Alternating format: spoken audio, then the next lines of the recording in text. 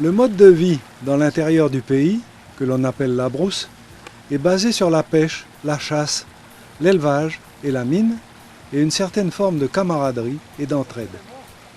De plus, en 1936, sur l'ensemble de l'archipel, la population européenne ne dépasse pas 17 000 personnes. Donc, les gens se connaissent presque tous et les liens de parenté sont très nombreux. Il faut ajouter que les gens sont assez pauvres, souvent isolés, ce qui les rend débrouillards. La ferme familiale s'appelle une station et elle est conçue pour vivre en autarcie.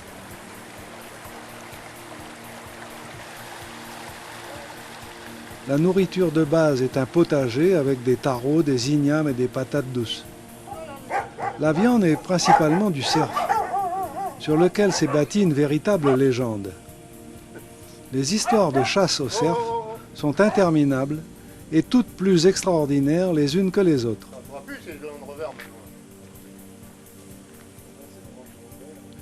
Cette situation a produit des individus simples, durs à la tâche, capables de courir plusieurs jours après un taureau échappé ou un cochon sauvage. Les réunions entre eux sont toujours formidables, bruyantes et très arrosées. J'en avais une autre ici, là. Et un autre là.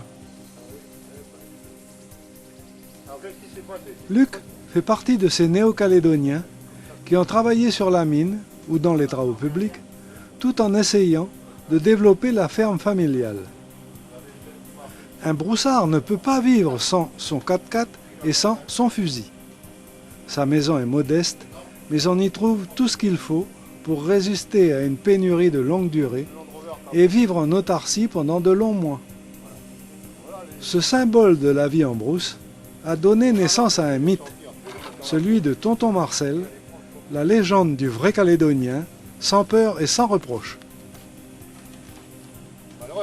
Il y a de nombreuses histoires drôles sur ces gens qui aiment enjoliver leurs aventures et augmenter la taille des poissons qu'ils ont pêchés.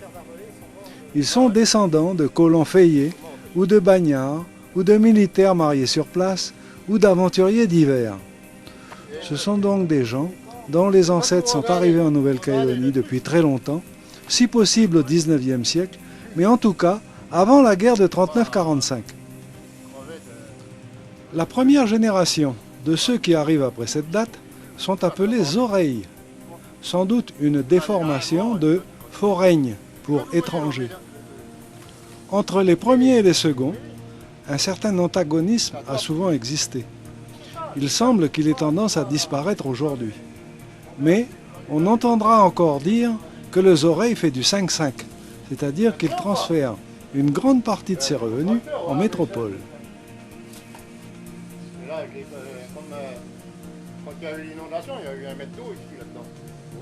Tous ces individus se sont mélangés entre eux et avec les Kanaks. Il en résulte donc un Homo calédonicus très original qui est en train de construire un pays neuf et très différent des autres pays de la région. Vous les mettez avec les mains